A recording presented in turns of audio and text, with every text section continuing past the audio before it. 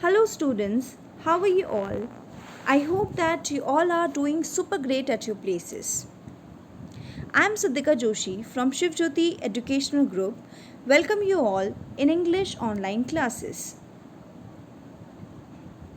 So, today we'll be studying Lesson 3, that is Tine and a Faraway Mountain by Shilpa Tripathi. So, let's get started. So, we'll see the summary of this chapter. In this chapter, you learn about a common girl, that is Tine Meena, who is very determined towards her ambition. She always wanted to do the work which was not appreciated by the people, especially for the girls, and she always proved herself in every step of her journey. So she decided to be a mountaineer as her choice initially, and then as a profession, and finally she succeeded in achieving her goal. In this chapter, there are some characters through which the story develops, like Tine Meena, the protagonist, Dr. Romeo Mitai, her mentor, and Chering Sherpa, her mountaineering companion. The story starts in Italy. In the Mishme hills of Arunachal Pradesh, young Tine Meena heard some wonderful sound from the faraway mountain. The sound seemed very interesting to her. She could hear that sound whenever she spent long days with the company itself. And the sound was Hushu.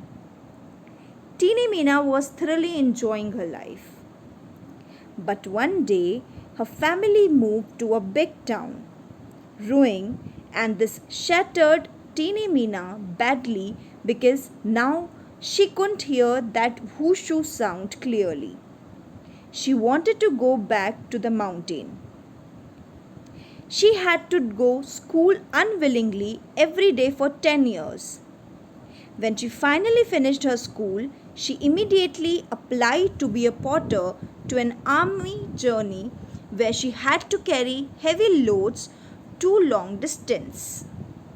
But women were not allowed to do so. But she wasn't going to stop herself just because of it, so she decided to dress up as a boy and started her work of carrying 25 kilos of luggage every day.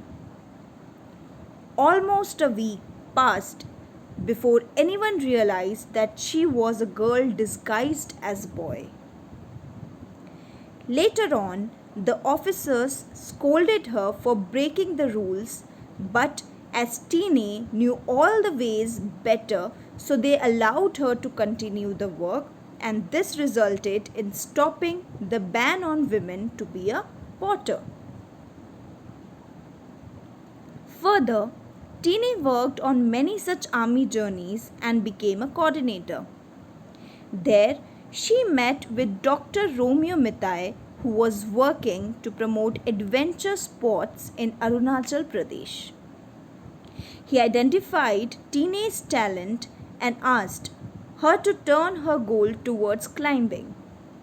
He motivated her and decided to be her mentor. Finally, she agreed and started her training as a mountain climber. Before all this, she didn't know about the distant mountains till she watched a film, The Race for Everest, about the first climb of Mountain Everest. The sound whooshu became a roar now, and climbing Mount Everest became her dream. After months of preparation, she reached the Everest Base Camp in Nepal. It was very cold. She has been trained there for few more days to get used to of the weather. And from there, her journey of climbing Everest started. The journey was divided into 4 parts so that the climbers could take rest in between. By the time Tine and her companion Chering Sherpa reached the second camp and took rest because the weather had grown worse.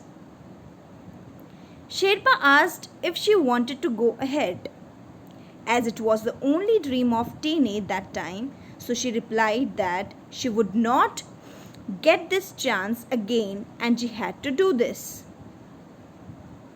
Throughout the journey, she was almost hypnotized by the sound whooshu, and then somehow they managed to reach their final camp.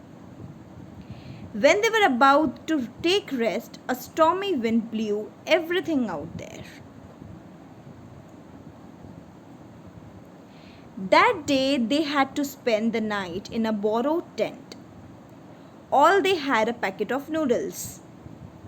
They decided to share half of the noodles. Tina nodded her head, smiled, and said that if would return alive, then we'll eat the other half. The higher they climbed, the stronger the wind grew. It was really difficult to take steps steadily. The condition was not favorable and forcing them to return. But Tine could only hear the sound whooshu continuously. They kept on pushing themselves ahead fearlessly and continued to climb to the top.